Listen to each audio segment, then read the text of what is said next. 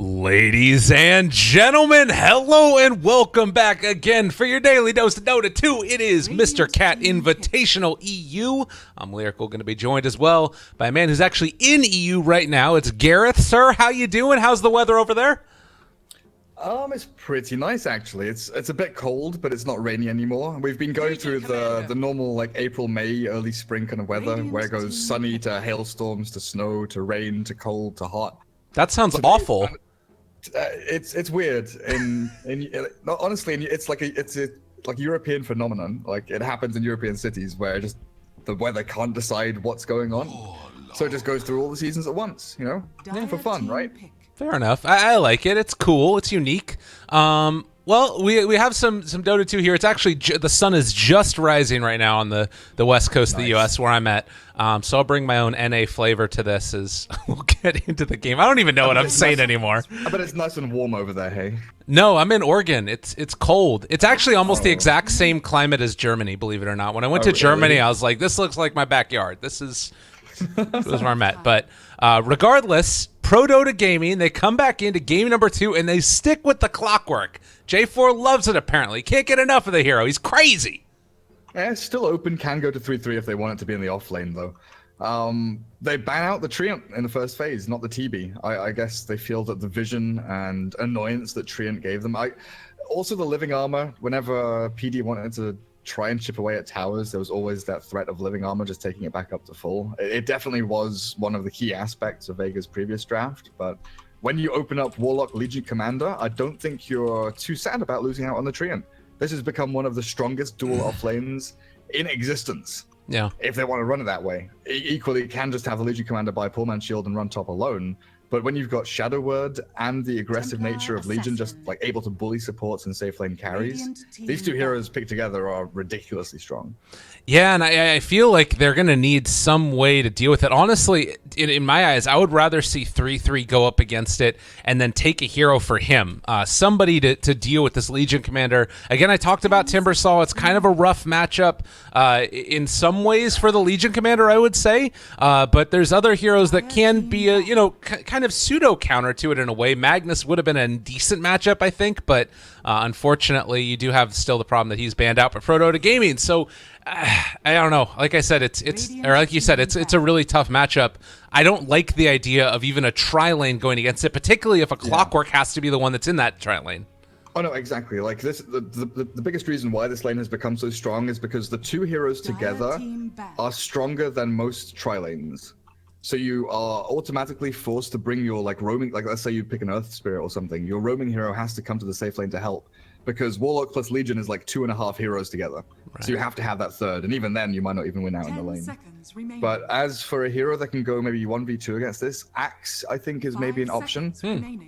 I don't think you can, like maybe you can get away with a Weaver or something here. Basically heroes that can either just like, be strong and go stand in the creep wave and annoy the Legion while the Warlock has to zone you out, or something that's escapable enough to, just scurry around the outskirts of the lane and leech experience. Yeah, and I feel like traditionally the answer, if it was like an IO and somebody pair, would be, okay, you damage the IO, you try and go on the IO, but the problem is that Shadow Word still ends up having just a 90 mana cost at this early level, and he is capable of spamming that even on himself, and it's going to keep him alive, even if it's like a Weaver diving in the backline. It's tough. It's like somebody that needs to be able to stay strong against that damage coming in from the Legion Commander and right clicks from Warlock, which, where you find that, I'm not exactly sure. Now they also take the Tusk. This is a little bit of an interesting one because this is more of like a roaming hero, right? So they would need somebody strong in the safe lane who can solo, I'm assuming. Yeah. Now I'm wondering what exactly they're going to be planning on doing with this, because Legion has been a hero that has been run in multiple lanes, but I'm pretty certain this should be an off-lane Legion with the Tusk or the Warlock, but preferably the Tusk, then you have your Warlock as your safe lane support, helping out whoever's down there.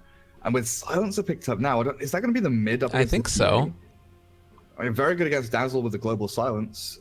Dazzle in general isn't very good against Legion Commander even, because if you're graving someone in a duel, they're going to die straight after the duel, pretty much regardless of what you do. While Tusk Snowball is very good at saving people from like Clockwork Cogs, initiations through Hookshot.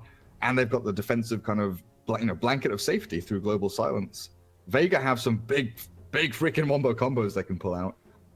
Yeah, it's so weird too, because now I'm not like, I still think that probably what this is a Tusk roaming around, the Warlock Legion dual offlane, like you said, and then Silencer mid. And I don't know if Prodota can necessarily like try and punish an off or a safe lane hero that's solo, like the heroes that are kind of left, maybe a life stealer. If Vega wanted to run that, oh, it's actually going to be Prodota that take it instead. Radiant team. Okay. I don't know if I like that against the Legion. So it's gonna be like Dazzle Lifestealer against Legion Warlock. I'm not sure if it will be Legion Warlock. I think it's more likely to be Legion Tusk or Legion alone and have the Warlock as the safe lane support. But Vega have so many options with the heroes they've picked in terms of role attribution and lane attribution, where they put people on the map. Whereas PD, it's very, straightforward, right? Yeah. Lifestealer safe lane, TA mid, Dazzle is that support that can react and TP to lanes when they get in trouble.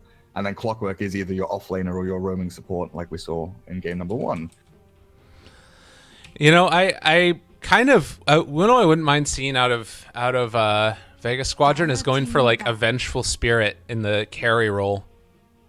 Ooh, the Venge 1 role. I wouldn't mind it. I feel like it could be kind of strong, because if you take that, then you have like a good way to hit towers, but you also have there's so many different ways to already break through spell immunity too. Taking Lifestealer into this seems like awful. That is rough. Yeah, exactly right. I think Lycan might be your pick also here for Vega. Okay. Like Lycan is an amazing building hitter, but he's also very good against heroes like Leicester and TA, because TA and Lifestealer, their main strengths and the ability to stick on targets comes from their slows, through the trap, through the open wounds. They've got the poison out from Dazzle, and the only stuns they have here are Spirit Breaker, Nether Strike, Charge, Bash, and Clockwork with a hook shot. Oh. Lycan could have free reign in a team fight. Yo, what about CK though? You want that CK? I wouldn't mind that. That would be pretty cool. This is the thing, right? Vega have so many options. Yeah. Here. Like, the world is that oyster. They could go for so many different heroes if they wanted to. So what is it that they're worried about right now? Just early tempo, Spirit Breaker finding tons of kills? Do you need to try and get a hero that's good against that type of roaming? If you're picking a 1 role, you don't want to be thinking, like, Sven is the only one with, like, a stun, right? To try and get away from that. With Warcry, it helps out against Dazzle, Lifestealer, Spirit Breaker. He's a good building hitter as well. Sven is, like, also another good option that adds some, like, defensive capabilities and will make sure that your safe lane is never going to get punished hard by a roaming Spirit Breaker. But then you worry about the Silencer, maybe.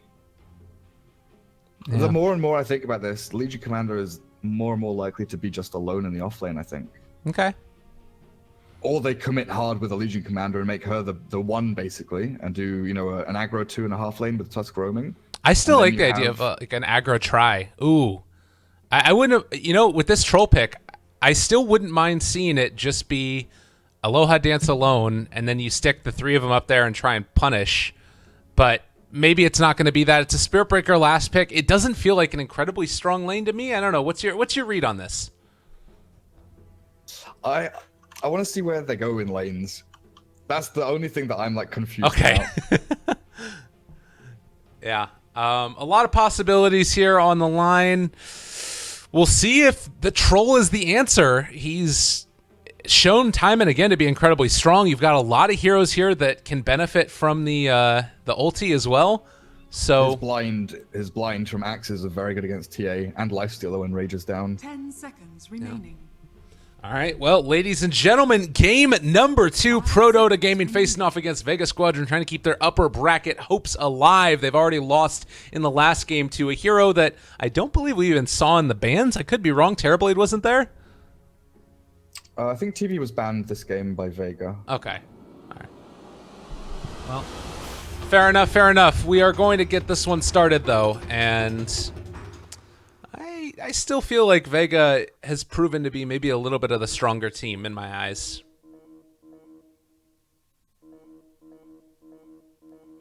This stupid screen. Team Tower Showdown right now. Zero versus zero. Fight. It's the same towers that we saw last time as well, I believe. Though it is Prodota on the Dire side this time, with Vega taking Radiant. So Tusk has an aggressive Orb of Venom build already. I like this. It means he's going to try and kill people. Ooh. Fancy, fancy. J4. Yeah, it looks like they'll just do the Warlock safe lane and have Legion alone. Okay. And Silencer, in the meantime, is heading out towards the mid. And we'll see how this ends up working out for them.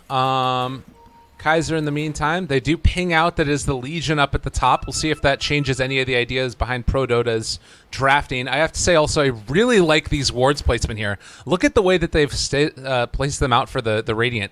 Vision in an area where Spiritbreaker might be charging from. 30 seconds to battle. Oh yeah. The whole line across as well. Like, this also preps them if they think the Dire have warded the jungle here, that maybe the Legion goes back to farm when she's got Iron Talon or just a Quelling Blade. Because then Spiritbreaker could charge across into these camps from hidden areas as well. Yeah. Quite good.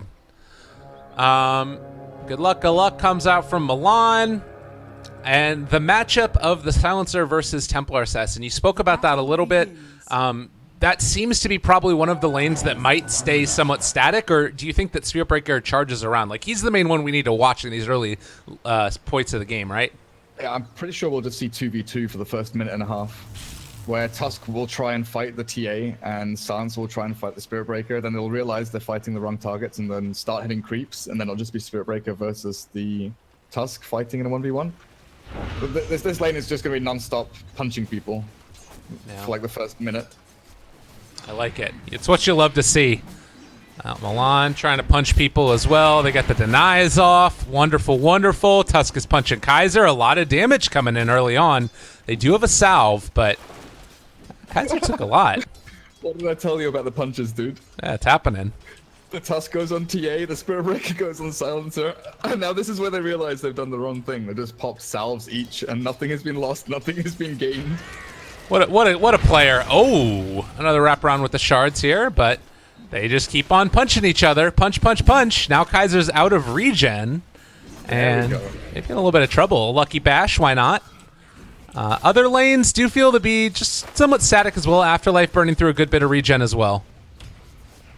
Yeah, they're doing a lot of damage to 3-3 at bottom. Troll, Warlock, double range. They've got the healing from Warlock to help the Troll just like continually stand in the middle of a creep wave and throw axes at the Clockwork. Legion Commander should be like fine here.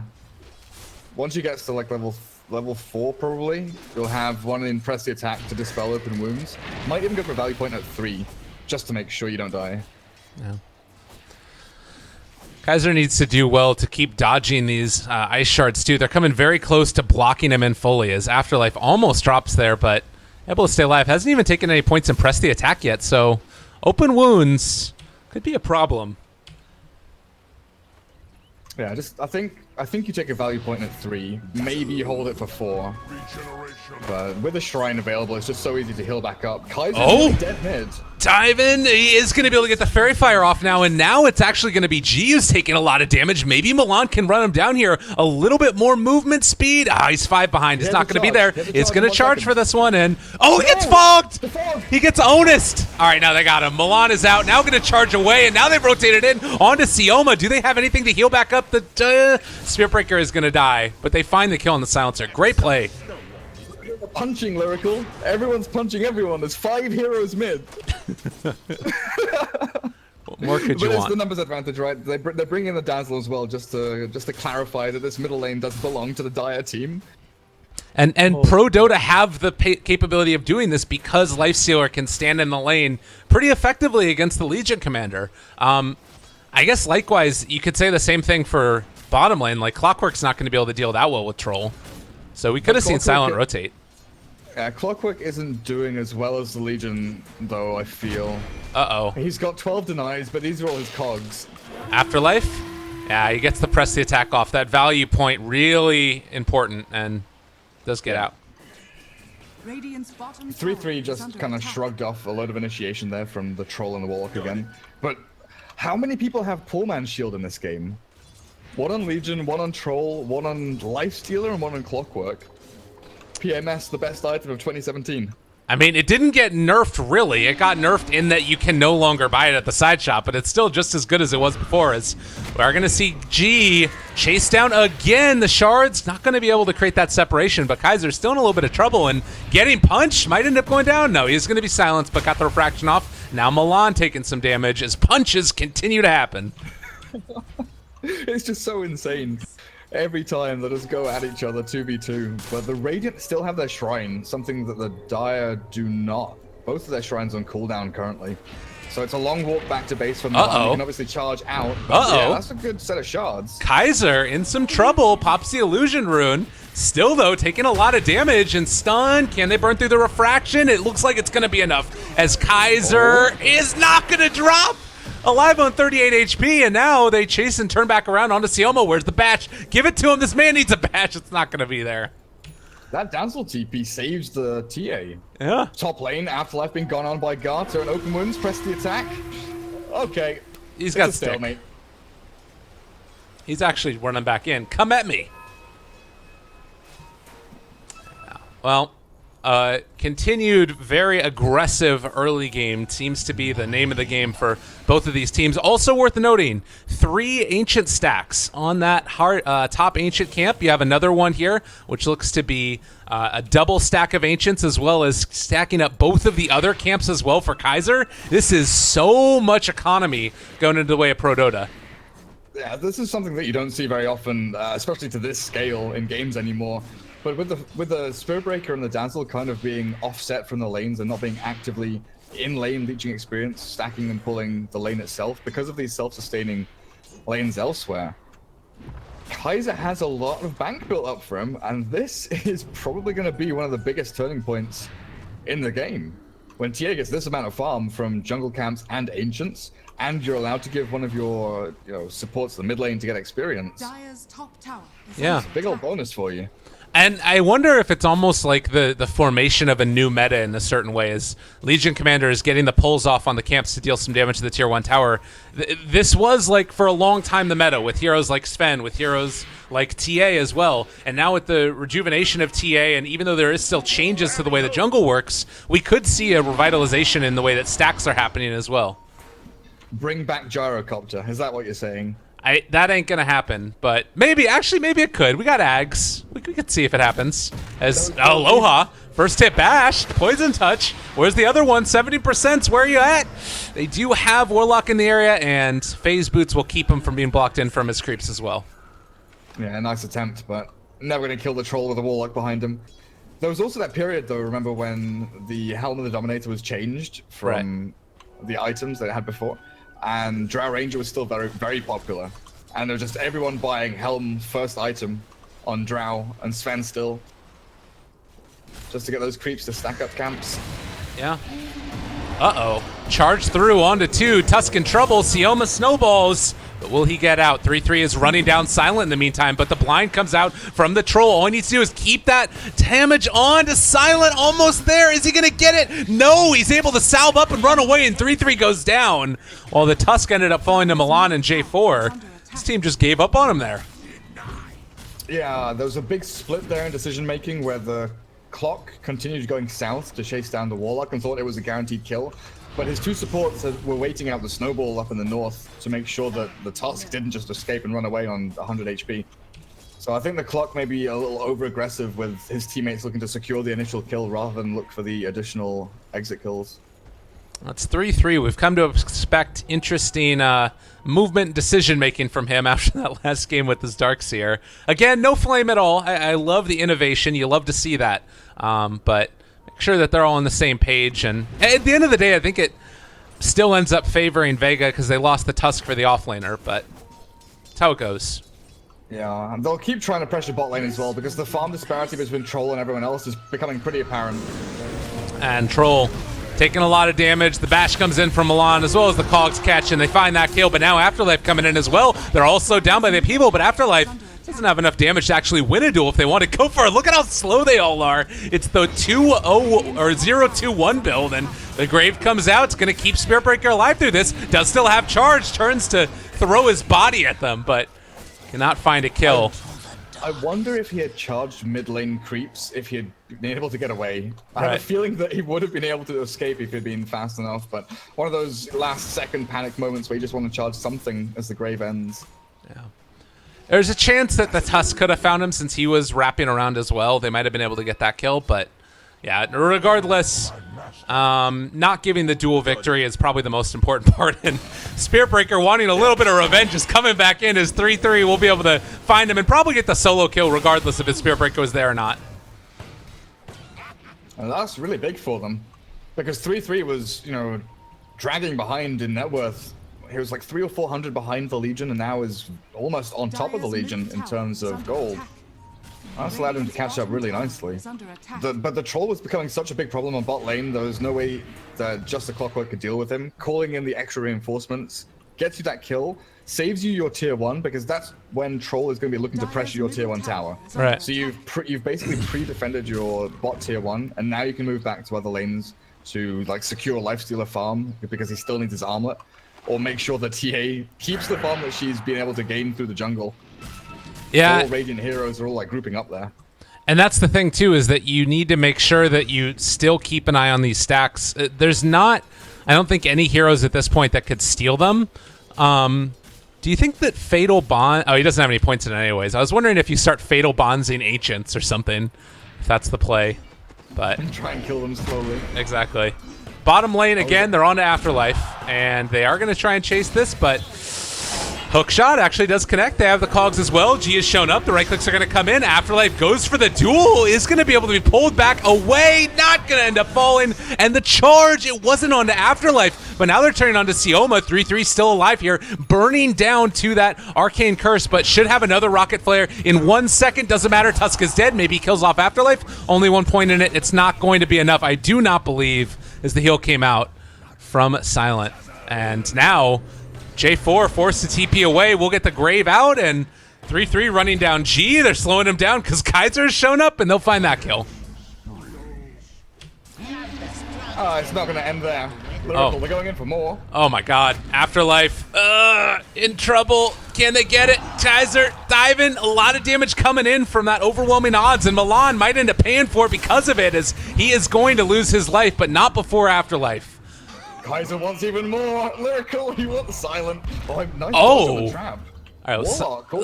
Fast feet. Silent is a player trying to fog him out and actually gets away. Okay. Silent. There's actually no way he should be allowed to live there. Like, okay, he dodged the trap. But Are that's you like a doing the mistake air from quotes? TA. Yeah, I'm doing the air quotes. Okay. Like, that's TA, like mega tunnel visioning and not thinking about alternative paths the Warlock can take. Definitely possible for the TA to find that kill there. Okay. Is Troll dead at top? Oh no. He's getting gone on. They got the kill. Over and over again in Afterlife. I mean, he does a lot of damage, Afterlife does, with the overwhelming odds. But they can't really go back on these two. They're too strong. And you have Hookshot up for Clockwork. They didn't even have to use Hookshot for that. By the way, I really appreciate that you could understand I was using air quotes by the tone of my voice. Yeah, no problem.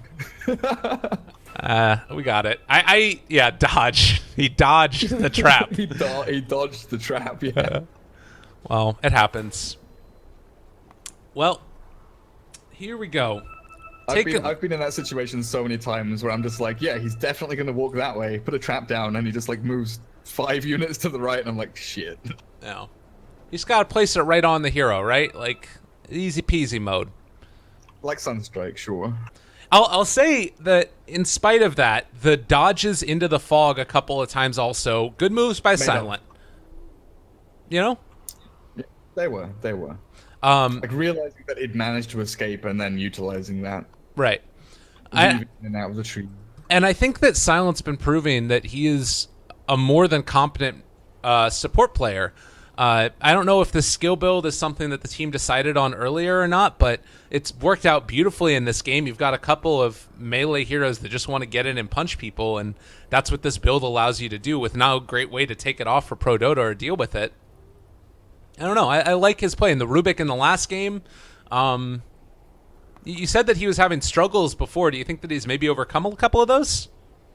Yeah, I think it was like the first couple of games where we'd seen him on support, where it just felt awkward. It's hard to kind of explain, but his movements were kind of erratic. A couple of his like spell usage when he was playing Rubik and Dazzle were a bit weird. Like mistimed. Oh god, that's not mistimed. Well played by 3-3. He's in on top of him. Silent, no great way to heal him as he's already used it, but they can't turn it back around, and here it is, the upheaval bringing down 3-3. No way out from this one, although there is a grave. Maybe enough, but no, with the Tusk there, they'll be able to find one. Ice shards, no mana for it actually, so Milan will escape, but they could kill off that clock and the Dazzle, and 5 heroes mid yet again for Vega. They are also in a position, they spotted out the Ancients, they might go up there.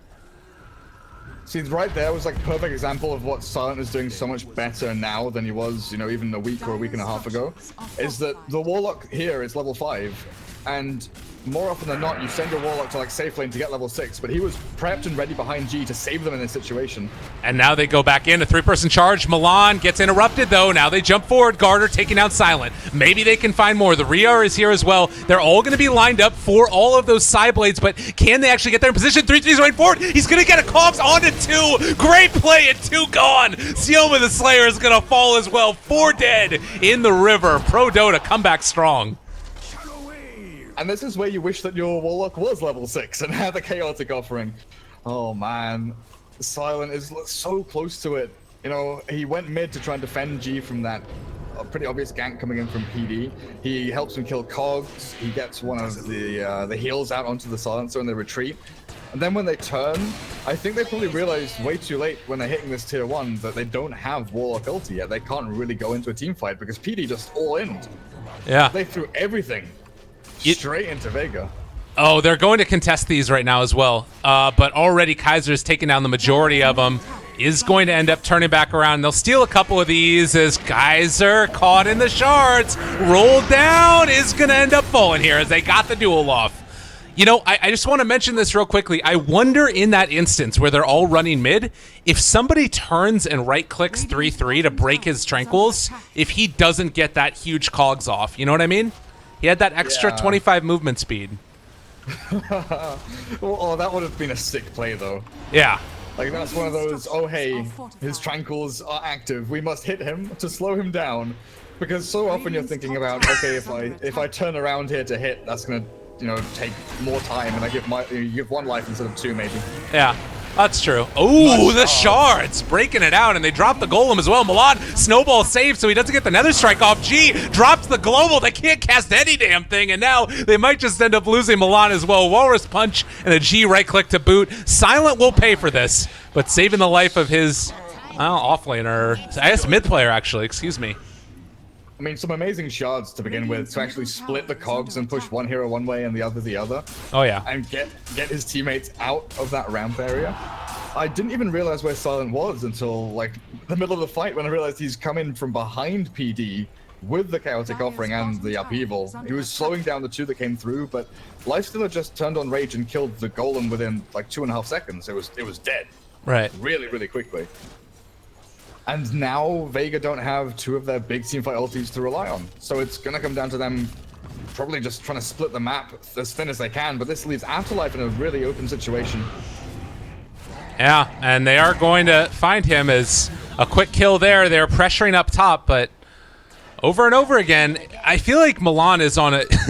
If you compare the 2 heroes that he's played this series... Spearbreaker, much more the style of play where you're okay with him dying like that. You know what I mean? Well, meanwhile, Garter, he's going to get turned upon here. They go on to J4 instead. Wasn't able to get the grave, but still he saves the life of Garter regardless. Yeah, that was a really nice turn, making sure that you get the Dazzle and you maybe get something more here. No stuns. No stuns. Radiant's bottom tower has Ooh.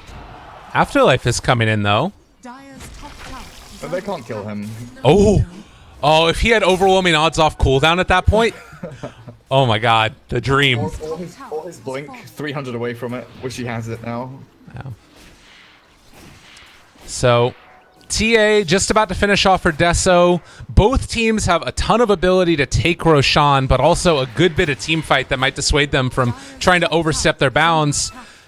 Do you like the idea of trying to sneak a Roshan this game, or is it too risky? I think it's a bit too risky to just sneak it. I think you have to get 1 or 2 picks and then turn it into Roshan, especially when like tier 1 Radiant is still up. Yeah. And tier 1 mid. Like PD need to take towers, while Vega just want to farm and wait for their ultis to come up, which Golem takes 15 seconds, 13 now for that to come off cooldown. So Vega might look for a smoke play and actually run somewhere else. But Milan's already found the Warlock. Oh, that's great.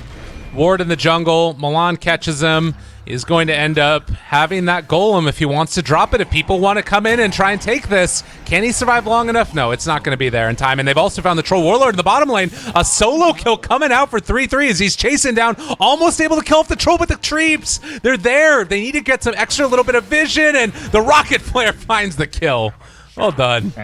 He had no mana. His CPU was on cooldown for 15 seconds. The Troll kind of just accepts his fate there. I didn't see how that started. 3-3, I guess, had his blade mail ready and just destroyed the Troll. Yeah. Very nice movement. Wait till Clock buys Echo Saber, Kappa. Evil Kamba said in chat. You got him. I mean, you don't really need anything else as a Clockwork, right? Just go it. He doesn't have that damage talent, obviously, but... It gives you mana regen, it gives you strength. What more do you need? Well, Sioma might need something else, as he does have 4 heroes on top of him, and with 2 picked off, a DD rune on the TA, it is time to party.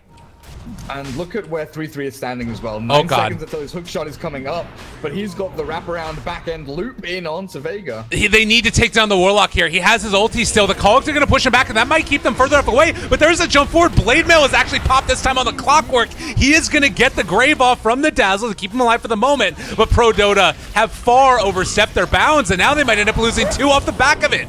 Global the follow, and now G, wanting blood, might have stepped too far forward, as now Kaiser's going to be able to run him down. What is going on? Throw on, throw on, throw Milan. He decided he wanted to party, but he didn't end up having enough. So a buyback from the Clockwork to get into here.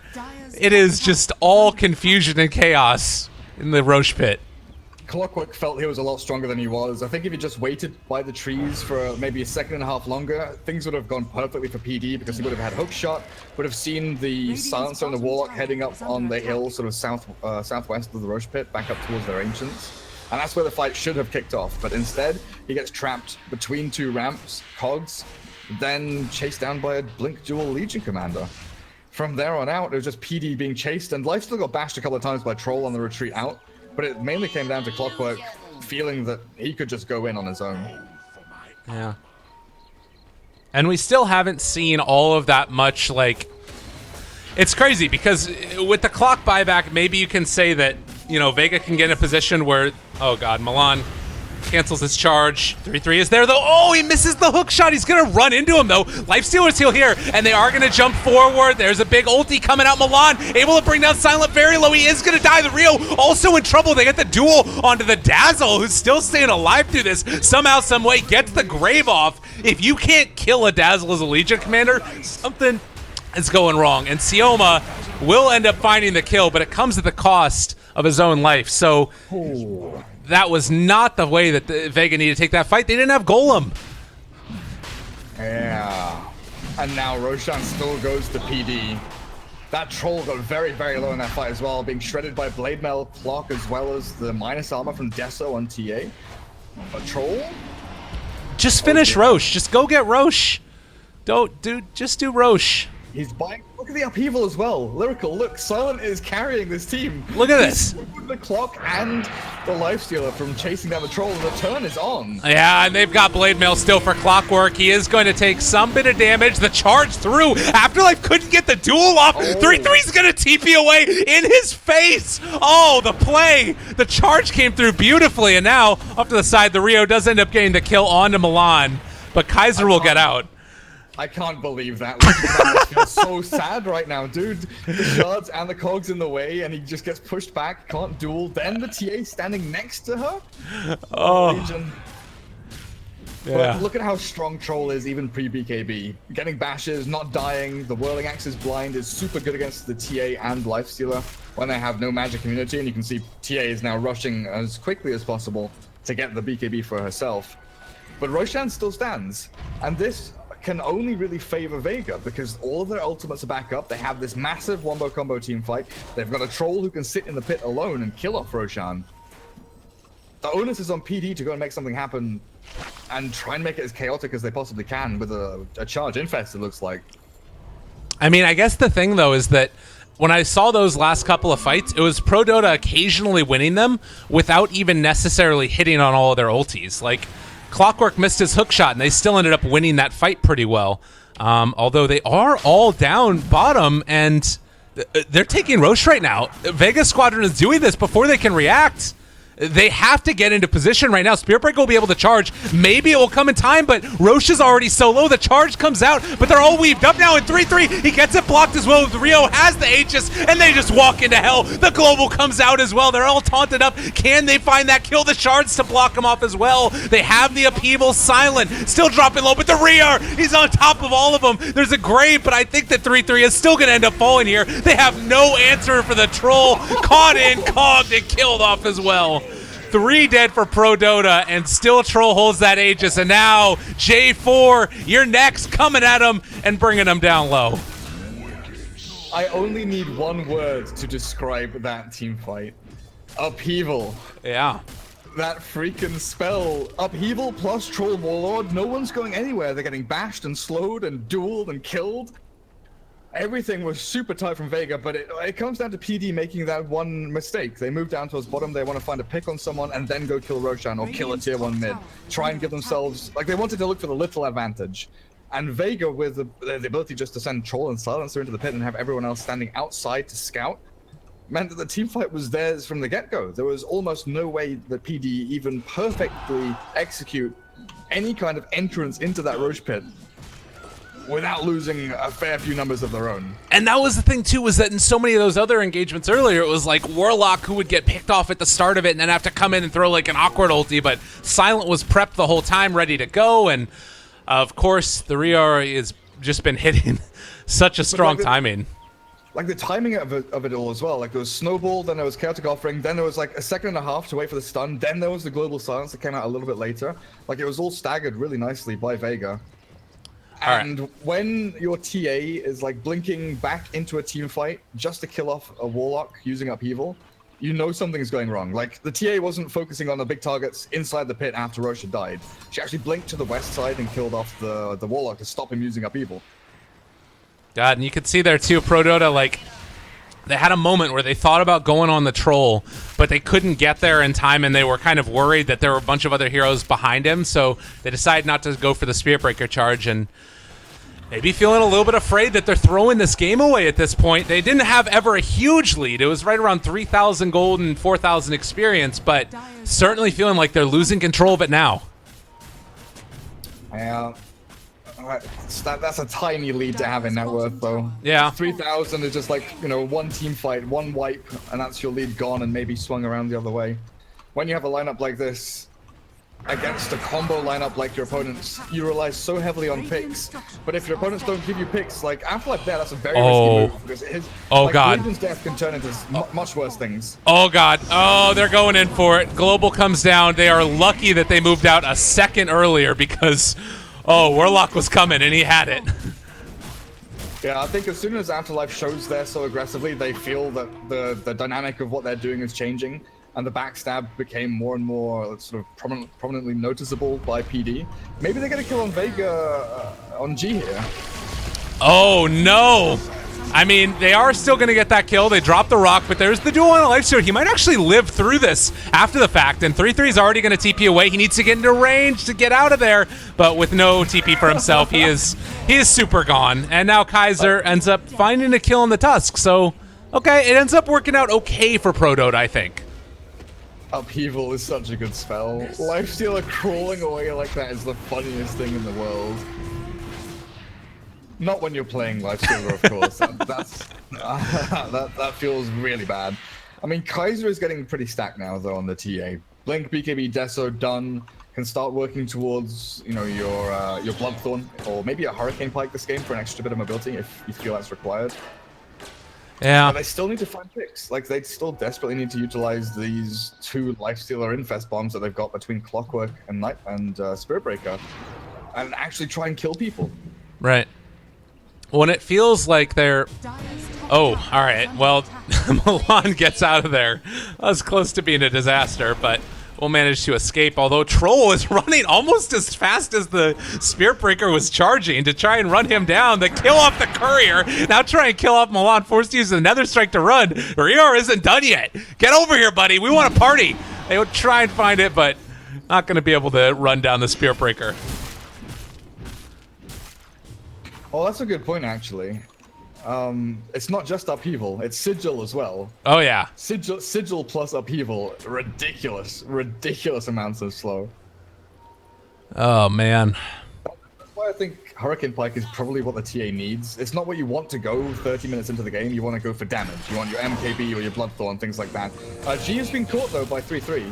Problem is, you have the rest of the lineup here from Vega Squadron in the area, but with Force Staff not online for the... Wait, Silencer did have Hurricane Pike? He already used it. Yeah, he's not going to be able to escape.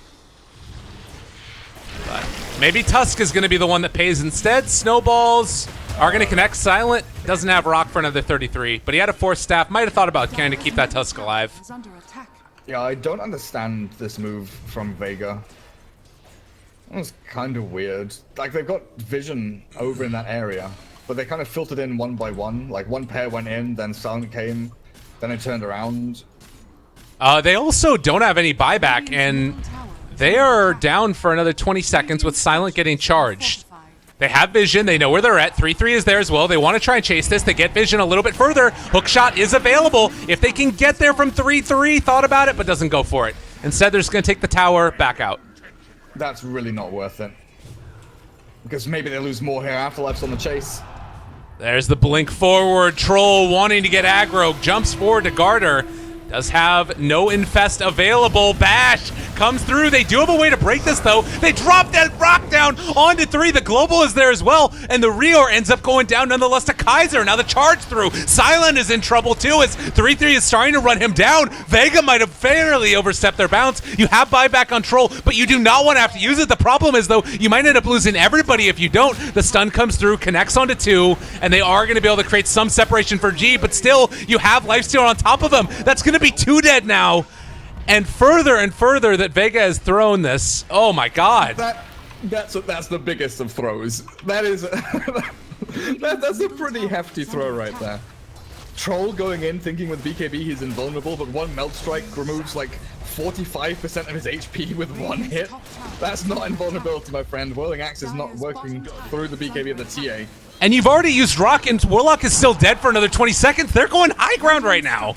You have to burn the glyph. Troll still is not back up for 18 seconds. So you do not want, like, they already showed they didn't want to do this. They're going to lose a tier 3 tower. What the hell?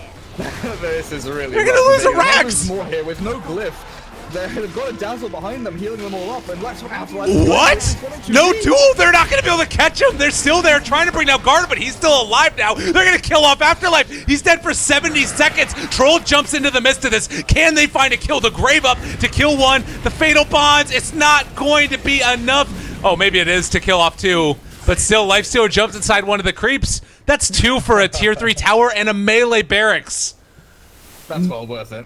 Oh, wow. Back on your Dazzle if you really, really, really need to, but he'll be alive long before Vega arrive anywhere near a point of attack. Roshan is up in about a minute or so, a minute and 20 seconds or something. But Garter has finally decided to jump out of his creep and die shortly after. Ow. My God. What a combination of misadventures for Vega Squadron. That was awful. That was awful. They really, really wanted that Lifestealer kill around the shrine, and you could feel the Troll just going for it because he had BKB and Blink, and you kind of feel invulnerable because there's a Warlock not far away from you, and the Tusk was with him, right? So you just want to get that kill, then see what happens. But the TA, just so much damage with Meld. Yeah. Like, Kaiser can literally jump onto any target he wants to and obliterate them.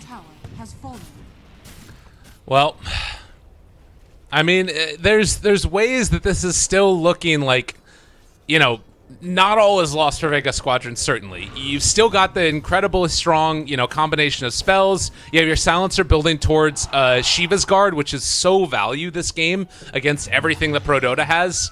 And of course, just all these BKB piercing disables for the Lifestealer. The real problem is TA, and with the Butterfly now online, like, Troll is building towards the MKB. If you're Prodota, do you need to try and force the issue right now before that MKB comes online? Not necessarily. Like, the next fight is going to happen around Roshan. It's going to be Roshan as the main objective. So you're going to be fighting more around that than you are item times of your opponents.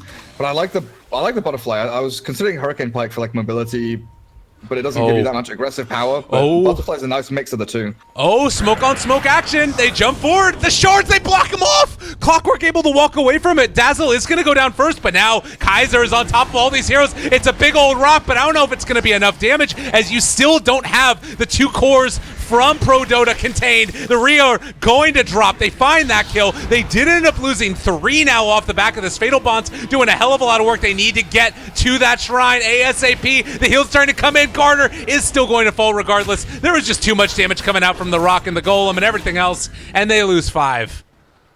Oh man. Again, show me the Slayer with those ice shards blocking off PD from entering the fight. But the fact was, there was one hero, Lyrical, that managed to get past the shards and filtered into the back end and died immediately. It was the Dazzle. Yeah. So there was no Weave, no Grave, no Heal, no Solar Crest, which is like a massive thing to not have in your team fight up against Troll and Silencer. Yeah. And the fact that Vega managed to blow up that Dazzle so quickly, PD caught on the wrong side of the trap, even running to Shrine is just inevitable death coming your way. Right. It felt like, yeah, the Dazzle getting taken down early, that was awful. I think also, like, the Legion ended up doing the most damage that fight because the combination of Fatal Bonds and then also overwhelming odds. If you catch this onto 5 heroes, it's basically a Laguna ulti in an AoE. It's an absurd amount of damage. Yeah, you have Upheaval and Sigil slowing you, so you can get like 2 overwhelming odds out onto 5 heroes. Well, the game being tossed back and forth with reckless abandonment, but now it's Roshan time, and if Prodota want to stop this, they need to go right now. There is no more Golem, but no global.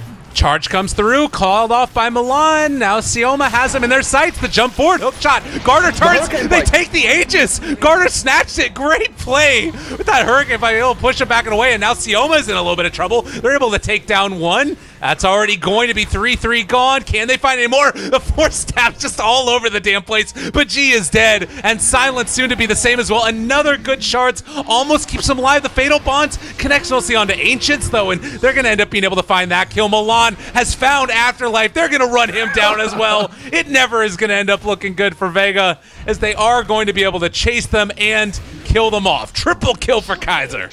And Garza still has Aegis there. I've got to say, that hook shot in first into the pit, and then the clock force-staffed the Troll out of the pit so they could 2-man claim the Aegis as the Troll and as the Clockwork and a Lifestealer.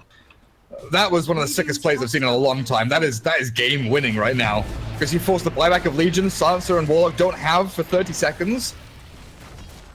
Yeah. This is another lane of Rax potentially. Well, this is a huge problem. Troll is just running down mid, forcing TPs, and they fought up top as well. They've got the dual win. But they've got the Rio, though, so he is going to be able to control Troll Warlord, so he can't get back home, but they don't actually want to go for this, as they are instead going to focus on killing off the Troll. If they can take him down here, the hook shot, it connects. He does still have TP. It's in his backpack, though, on cooldown. He needs to get it off. He needs to get back home. Is he going to be able to make it happen? It looks like he is. Oh, wow, that was... it could have gone so much better for Prodota. That BKB, Whirling Axe is blind, blink, and then farm a jungle camp, collect a bounty rune, and then TP. Like, he did that so calmly on the Troll Warlord, honestly. What an absolute player. But that definitely could have been better for PD if they managed to kill off the troll there on his retreat from the tier 3. Because they called off their own push at top lane. They didn't shove into tier 3 and Rax because they were so scared of what Troll was doing to their base. And they pretty much just heavily committed for it. Sure, you had the Legion finishing off the Spirit Breaker with the Blade Mail duel that she's got. But PD, I think they're just going to stand with their convictions a little more. Like, if you're making a decision to push high ground with Aegis, then do it. Don't filter back TP to stop a Troll from doing that, because, like you said when it was happening, the clock had the Troll controlled and then pushed back. Then they TP'd back looking for the kill. But I think if they just did structural damage at top, it would have been much more worth their while. Yeah. No, totally. And, I mean, they are going to be able to push back again for the tier 2, take that, and maybe threaten a little bit of high ground here. But they need to make sure that, you know, they don't overreact to the split push that's coming out. It's good to make sure that you make those movements to defend against it. They're actually going for the big smoke play up towards the second shrine to take that down, see if they can catch anybody in the meantime. But right now, the Rio as well as Afterlife are just hanging out, waiting for somebody to come and contest. They might get caught out here. No, they're just going to go straight for the shrine. It's Sioma. They found, yeah, like, if he's the only hero that is caught here, Vega will be very happy.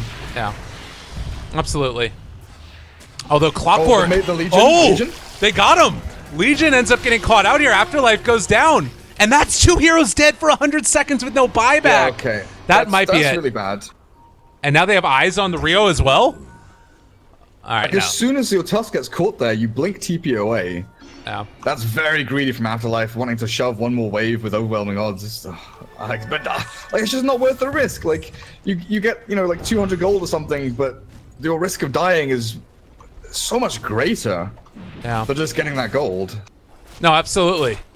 And, I mean, maybe you could say that they wanted to try and threaten the tier 2 or, you know, cut the creep wave because they knew that the push was going to come. But regardless, it is too greedy, and they end up paying the price for it. Kaiser does have those +7 refraction instances. And that's a DDTA. Right. So much damage. So the tower's starting to fall. They have open wounds right now onto G, but they will force them back again. Garter still hitting away onto this tower. They have the upheaval going. The charge comes through, though, immediately breaking it for Silent. Still does have Golem if he wants to turn and fight. The Rio is there, starting to deal the damage. They need to drop the ulti. He ends up getting bash spin ulti. He doesn't get it off. Global comes out. They're still able to keep the lifesteal alive, still running away. They take down the Aegis, but that is all they can claim in 50 seconds with no Warlock. It is feeling like a fool's errand at this point, staying alive as they're going to be able to run him down. Another snowball save. This is going to dive him deeper into this, though. And Kaiser turns to fight, deals a hell of a lot of damage. Can they bring him down low? That is going to be Aloha Dance gone yet again. Buys back immediately, but all your barracks are gone. A lot of damage coming out, but it's not nearly going to be enough, as I do believe Prodota might have just, well, have they? Okay. We'll throw the game again away. Why not? It's been all the rage so far. Just lose a couple of heroes on the exit there. They get another full lane of racks and you know, a bit of damage to the shrines and stuff inside the base. But losing a couple of heroes on the retreat there, I don't think that's entirely worth it. It gives a lot of space now for Vega to move across the map, look for kills of their own. And the fact they only use Global Silence for that means that in 60 seconds they will have like their full arsenal of spells and abilities to just chuck into PD and maybe even look for a tier 3 or high ground attempt of their own. This is what they're going for. It's the all or nothing push. You know, if they try and go for this, there's a chance that they can make it happen. They want to try and find somebody farming out on a lane, but doesn't look like that's going to happen. Instead, they wait for the creep wave, and it's time to push in. They can do this. They certainly can. They just have to not get one hero picked off before the fight begins. That's what 3-3 will be looking for on this Clockwork, is the straggler at the back. Oh, or a good full step forward. Nicely done. But doesn't end up picking him off nonetheless. Spirit Breaker charging through. They do have Silent in the back. They don't see him here. He's smoked up. Oh, if they can catch this right here, it would be a huge play. Still overwhelming odds. But baiting. They want it. They might have seen the heal that was there on the rear, but charge forward. There's the duel immediately. The golem as well drops down. Snowball forward. Can they do enough damage, though? The global comes out to follow. There's not going to be a grave. There's not going to be anything. You might end up seeing Prodota actually end up losing out a couple of heroes here. Milan drops down. They buy back on the lifestealer, but now they're in trouble. Now they need to run. The chase is going to continue. Hookshot off to the side. Catches Afterlife. He's not going to be able to escape. And it looks like they actually lose Milan again. The TA? What? Oh dear. Oh no, Prodota! This is going all wrong. Afterlife ends up taking down the Dazzle. Prodota, we said it was the Game of Thrones, and we might just see it happen here again. They buy back on the Templar Assassin, but Garner forced to jump out and away. They have the Snowball to chase him down. They find that kill as well. He's gone for 100 seconds. TA can't TP. She bought back and has no TP off cooldown. 40 seconds until she would have been able to even get to the shrine. Okay, Garter brought back very early in that fight, but again, he had to do the long kind of walk of shame from Fountain all the way down this mid lane, and where the creeps are meeting now at mid is pretty much where he got to after buying back, and the third skirmish of that fight kind of kicked off, because first it was split around that tier 3 tower, where Chaotic Offering has dropped, the whole main fight begins. But then it spread southeast and like southwest down the lane proper, where a couple of heroes split off from each other, TA peeled off, Silencer was fighting in the main fight. But Tusk is doing such a great job at controlling the TA. You know, we talked about the Clockwork and his control of the Troll, but Tusk is able to shard, snowball, and kind of just stand there against the TA, Walrus punch up, but with the Soul Crest on him, the TA isn't really that threatening. Oh, Lord. Aerith, I mean, they didn't take Mega Creeps last time they were down here, obviously, but it felt like it was a near certainty that they were going to be able to finish this one off, and I don't know. Go to take. Look at the graphs, dude. Just look at the graphs. Look at these freaking swings. Honestly, like there's a 5K swing there. Then there's what is that? 13K swing going back down to 5K. Yeah. There's like an 8K. This is insane. And net worth. I mean, experience is like all going to Vega. I know, and that's the other thing that's so huge about this is the level 25s on these heroes do matter a lot. 700 health on the Tusk. Like what? This hero is insane. That is insane. Wait, Tusk is level 25 and Silencer isn't? Yeah, it's the 40% experience gain. I was actually, fair enough. I was doing some of the research before the Kiev Major qualifiers, and I was looking at Wings, who kept on picking Tusk, and it was weird because all of their supports had like, you know, average 250 GPM or something, and then average like 250 experience per minute. Tusk was at like average 450. 400. Yeah. Yeah. Okay. It was nuts. I just realized when you said that talent, I was like, he's not level 25 yet, is he? Yes, he is. Troll isn't even level 25 yet. Right. Yeah, it's nuts. We do also have another big one is the Spirit Breaker minus 40-second respawn talent, which is something that people don't always take a look at, but could be pretty impactful as well in this game. Yeah, especially as these fights draw out longer and longer. But buybacks become more and more important now, and there are only 2 heroes in this game right now, Lyrical, with buyback available, Silencer and Clockwork. 3 of them have it on cooldown between Troll, Lifestealer, and TA. Tusk just doesn't have the money for it, honestly. But yeah, it's either going to come down to like one massive like boiling pot fight that happens around the next Roshan in the next minute, or it's going to be both teams waiting out their buybacks and trying to find that one pick that will win them the game. It's like this game has been so like divisive. It's literally been very black and white in what the teams are doing, right? Yeah. They kind of do one thing or the other, and they meet in the middle. Well, and like they literally meet in the middle. This game started with 4 heroes mid punching each other. That's for sure. It's been a barn burner, that's for sure. And you have interesting things that have come out now too. Like Spirit Breaker has went back for a BKB at this point, just to make sure that he can still get through. But it's still a problem because all of these heroes have great abilities to like, you know, break through BKB. I think it's much more just about like the global counter initiation, I would imagine. As Afterlife, well, silence, they jump through, find the hook. Tusk's not able to get into snowball save. All right, they might have solved some of their problems before, and now Prodota with that pick off. What a fitting end for a game like this. Suddenly 5v3. Okay, cool. Yeah. How does that just happen? Like, how do you go and stand in a creep wave outside of your base? when don't the know. enemy is pushing. All right, this is the play that they wanted, though. Global down. They charge through, though. Milan has found it. That is to break upheaval. Literally the whole reason for the BKB. Milan jumps through, breaks upheaval. Now they can run where they want to. Kaiser going to get ran down a little bit. The Rio is still as strong, hard to deal with. But on the side, you see that Clockwork is just looking for an opening. He still has that Ags upgrade for his hook shot, so they are not going to be able to get a great counterplay. Tried to force stab G below the cliff, but it wasn't quite in time. Now they find the Hex, but it's not going to be enough as G is going to get ran down, right-clicked, and killed. Buyback into the game, but they've already used their Golem. They use Fatal Bonds. They use Global, and I think the Prodota are going to be pushing this to a game number 3, barring a miracle. Well, miracles do happen, Lyrical. And if they manage to get any more kills on the retreat out of this... Nah, they're not chasing. Against Mega Creeps, I don't know, they've still got the... They've still got the ability to win the game. The game hasn't actually ended yet. Yeah. But yeah, I don't know about this. They have no Maelstroms or Battle Furies or anything to clear creep waves. Silencer, you know, does a lot of damage to single target, but... I don't think it'll be faring well against Megas. And now Garth against Aegis, and they have a cheese on the TA.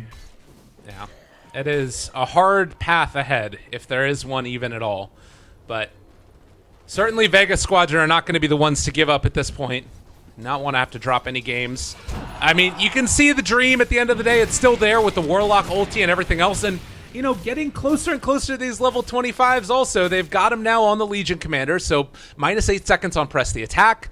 Troll Warlord has ended up getting into his, so -7 seconds on Whirling Axis cooldown, down to a 5-second cooldown for that one. The only one that's missing is Warlock, who has that great either magic immunity or armor talent for his golems. It's just too bad they can't defend all their lanes. Right. There's no talent that says all of your lanes are defended, do not worry. Go and push the enemy base. Oh. Like, bot lane is just getting shoved by one wave.